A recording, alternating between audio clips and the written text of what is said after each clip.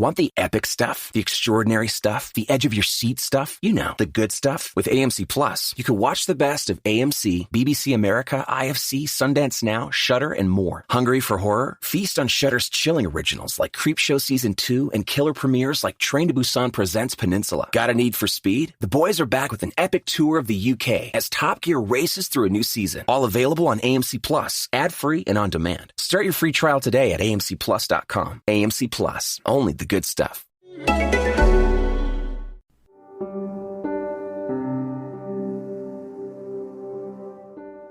Hello, this is Let's Talk About Myths, baby, the podcast where I connect feminism and often vague, but not always, politics with ancient Greek mythology. I should say it's not hard either. The bullshit we're going through now isn't unique to our generation. It's just cycled through forms over the millennia. Hubris and Hamartia are terms that come from all the way back in ancient Greece. The meaning of the word hubris has changed since then, though only slightly. Hubris is still arrogance to the point of excess. The idea that one person can think so highly of themselves that they cannot be told they are wrong, that they cannot be told their ideas are stupid, that they cannot be told no one really wants to hear what they have to say. Familiar. Today, a lot of those people happen to be billionaires, and that's no coincidence. What is it if not hubris to believe that you alone are deserving of the type of money that could solve so many of the world's problems and help so many people who have nothing? We've all heard how I feel about a certain billionaire, or at least you read about it constantly if you follow my personal Twitter account. His company starts with an A, and it, sadly, tragically, is also a term in Greek mythology. How is this relevant to today's mini-myth, you might ask me? Well, it's not entirely, though it did provide the inspiration, along with the suggestion of Jerry7171 on Twitter. So, thanks, Jerry. It's timely as fuck. So in light of American politics, that billionaire who thinks charging crazy money for burnt coffee makes him qualified to lead a country, those insane people fighting Alexandria Ocasio-Cortez's marginal tax rate, an idea she got from Republicans, and that particular American billionaire I loathe so much, I give you mini-myth, Hubris and Hamartia, or how the ancient Greeks warned us.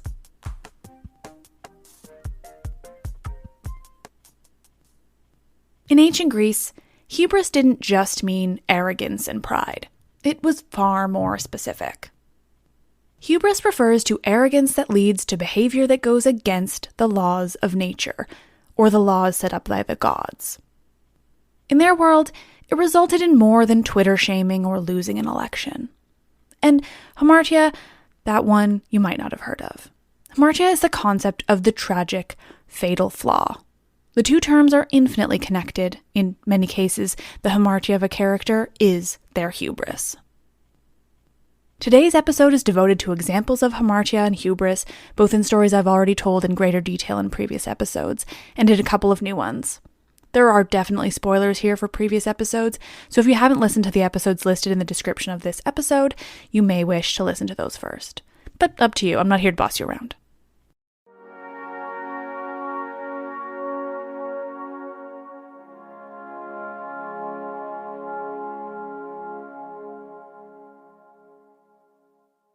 Arachne was a very good weaver, and she challenged Athena. It's always hubristic to challenge the gods, and so for that hamartia, that tragic, fatal flaw of believing oneself to be equal to the gods in talent, Arachne was transformed into a spider. Icarus, beloved son of the brilliant inventor Daedalus, when he was gifted with the ability to fly, a skill humans were never meant to hold, he took it too far. His flight was necessary. It was his and his father Daedalus's only way of escaping their prison in Knossos on the island of Crete. But still, Icarus showed his hubris when he wished to fly toward the sun. Icarus believed he could rival the gods in where he was permitted to go. Humans were not to be so close to the heavens or the sun itself. Once again, his hamartia was his hubris, and for it he plunged into the sea and to his death. Phaethon, son of Helios, wished to fly his father's chariot. He learned later in life that his father was, indeed, the sun god Helios, and so he wanted nothing more than to bring the sun across the sky for all the humans below. But Phaethon was not a god, and his father shouldn't have let him try. But he did, and Phaethon's hubris in believing he could hold the power of the god of the sun meant he burned to smithereens. Oedipus. Oh, we all remember Oedipus. The man really went through so much and fucked himself over so much, but his hubris is one of the most famous examples in all of ancient Greek mythology. Oedipus learned from the oracle herself that he was destined to kill his father and marry his mother, and most important of all, the oracle knows best. But Oedipus's hubris and his fatal flaw was in believing he could outsmart the oracle's prophecy, and in doing so, outsmart the gods themselves. And so he left the people he believed to be his mother and father, attempting to keep himself away from even the possibility that he might murder his father and marry his mother. This was stupid. In leaving these people, he unknowingly left behind his adopted parents and instead went traveling where he met his true father on the road and killed him in some of the worst recorded road rage from ancient times. Once he'd killed his father, he continued on, where he encountered a sphinx and became the only one who could solve her riddle.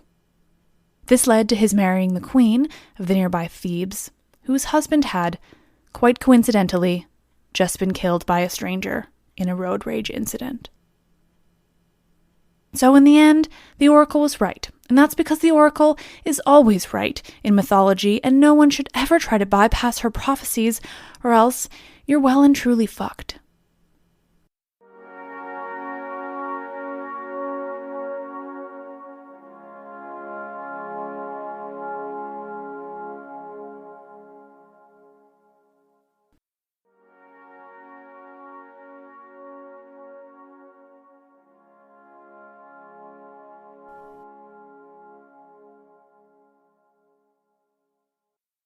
Another of the more famous examples of hubris in Greek mythology is, finally, one I haven't told before. Quite conveniently, though, we might consider it to be the long-lost story from the curse of the house of Atreus. It wasn't actually lost, of course, I just hadn't covered it yet, but it involves members of that cursed house that we'll be returning to shortly. You all remember Tantalus, I hope, because I've mentioned him endlessly, and his son Pelops. Well, the story I didn't have a chance to mention in those earlier episodes about this awful, awful family is about Tantalus's daughter, Pelops' sister, Niobe. Niobe is married to Amphion, a man who's an A-plus musician and, lucky enough, one of the many, many sons of Zeus. Amphion has a twin, too, whose name is Zethus. Great names in this story, right? Amphion and Zethus took to building a wall around Thebes. They wanted to keep out, well, anyway, they took to building a wall around Thebes. Zethus was a proprietor of toxic masculinity. He was super strong, and he really hated that his brother wasn't into sports. Amphion, of course, loved his music. But that's not what real men like, and so Zethus threw his razor in the toilet and vowed never to shave again. Oh, sorry, no, that was something else. Zethus thought poorly of his brother, again, because his brother liked music and not sports. Surprise fucking surprise, those things mean nothing, and real masculinity is not even in the same realm as toxic masculinity, and in the end, it was Amphion who got the job done. He played his music so beautifully that straight up magic happened and the rocks moved on their own, building up the wall far faster than any rock moving Zethus could do. Once this wall was built, Amphion and Niobe ruled and had many, many, many children. 14, to be exact. Niobe gave birth to 7 sons and 7 daughters. And this is where the hubris she no doubt inherited from her mad father Tantalus comes into play. Niobe begins to think of herself so powerful and talented from having these 14 children, which, she's not wrong there, that she asks the people of Thebes to worship her. This is where she is quite wrong. That's clear. She tells her people, you worship Leto, mother of only 2 children, Apollo and Artemis, but you won't worship me, mother of 14? No, I'm the fucking best. Leto only had 2, and on top of that, the daughter is masculine and the son is feminine. What's that about? She asked, proving that toxic masculinity can infect women too. That temple over there, she says, pointing at the temple to Leto. No longer for her. Nope, that's my temple now. There you worship me. This couple, Niobe and Amphion. One builds a wall. One is entirely oblivious to what's going on around her and absolutely thinks she's the best and just cannot take the hint that she's got this all wrong because of her arrogance, her hubris, her hamartia. The wall they built around Thebes doesn't stop Apollo and Artemis from flying down from Mount Olympus and taking aim at the children of Niobe. Apollo and Artemis aim their arrows, and one by one they shoot each of Niobe's children. 14 children and 14 arrows. In shock, and with no ability to realize her own accountability, Niobe kneels before her dead children and cries, completely still. Eventually, she's turned into a stone, in the same position, forever crying for her children.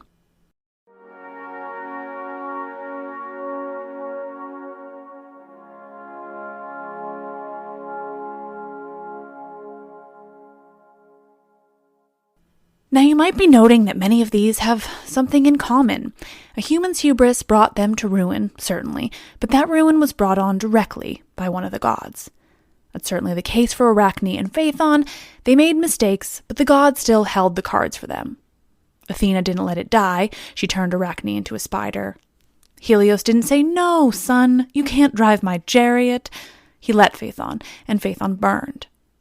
Humans have hubris, and so do gods, but often it's still the gods who lead the humans to death. Of course, this wasn't considered in the same way by the ancient Greeks.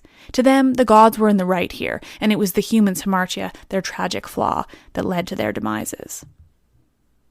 These concepts of hamartia and hubris became well known in the ancient Greek world.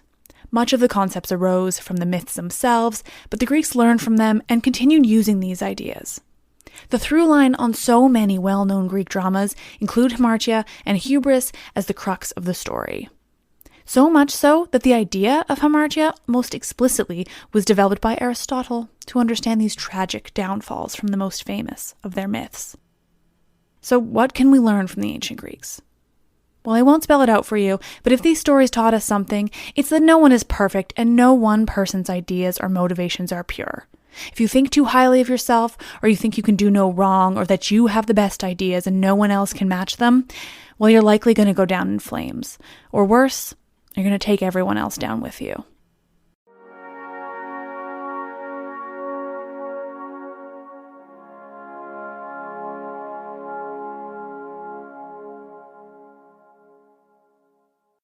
Well, friends, thanks for listening.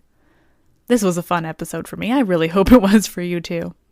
The usual: follow, rate, review, subscribe. That would be wonderful. You know the drill. You're all the best. I'm Liv, and I fucking love this shit, even when the female characters are the bad guys.